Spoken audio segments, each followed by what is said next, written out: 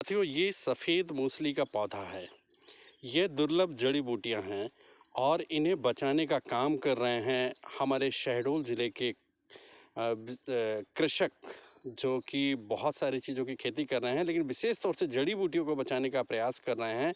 आइए जानते हैं यह सफ़ेद मूसली कैसे इन्होंने लगाया और इनका आगे फ़ायदा क्या है, श्री आर के पटेल जी से। पटेल जी, इस बारे में बताइए आप हमें।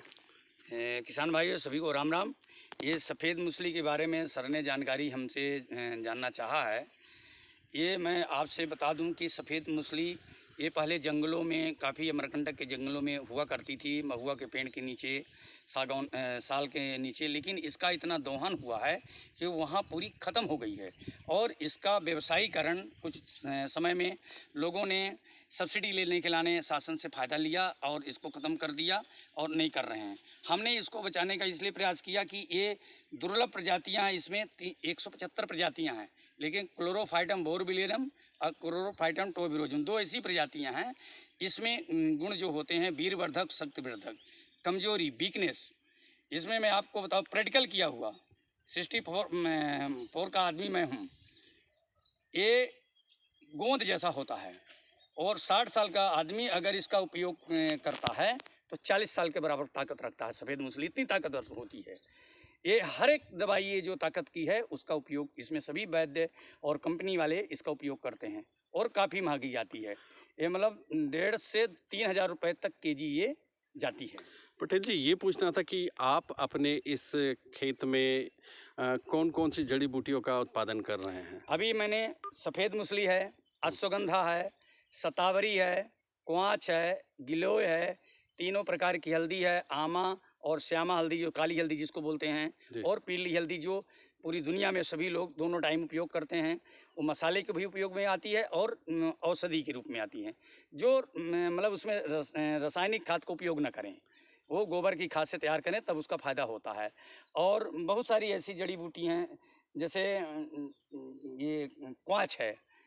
मतलब क्वाँच में कई वैरायटी है, सफ़ेद होती है, काली होती है और बहुत सारी जड़ी बूटी है। लेकिन मेन जो ये 6-7 जड़ी बूटियाँ हैं जिसकी व्यावसायिक खेती, जिससे किसान को लाभ हो, वो मैं कर रहा हूँ। आम के पौधे हैं, ये अमरूद के पौधे हैं।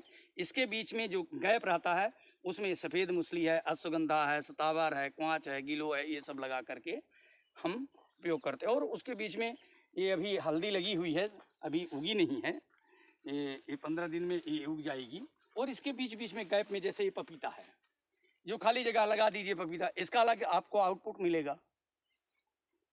तो ये सारी चीज़ें अगर हमारे किसान भाई करते हैं। ये लेमन ग्रास है, ये इसका ऑयल बनता है, इसकी काफ़ी खेती होती है। ये नींबू, इसमें चाय वाली पत्ती बोलते हैं इसको, अगर हम चाय में डाल दें तो नींबू जैसे खुशबू आती है।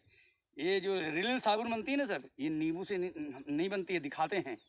ये इसका अर्क डालते हैं और उसके जैसे खुशबू आती है। तो इस तरह का है। और ये काफ़ी महंगा जाता है, 10 से 1200 रुपये लीटर जाता है इसका, लेकिन आसमान मिर्च से तैयार करके इसको बनाते हैं। और इसको पानी चाहिए थोड़ी, जहाँ पानी का साधन है वहाँ बढ़िया हो जाता है। अच्छा, जैसे ये लोग मान लीजिए जड़ी बूटियों का उत्पादन कर लें, इसका बाजार कहाँ है, मार्केट कहाँ है? अब तो चारों तरफ बाजार अपने को ढूंढना पड़ता है। जैसे शिरडी के आगे बैतूल है ना, वहाँ तो मंडी ने इसकी हो गई है, जड़ी बूटी की ले जाना पड़ता। क्वालिटी में अगर आप समझौता नहीं करते हैं तो आपका रेट अच्छा मिलेगा। क्वालिटी अगर गड़बड़ है तो फिर कहते हैं कि मेरे को रेट नहीं मिलता है।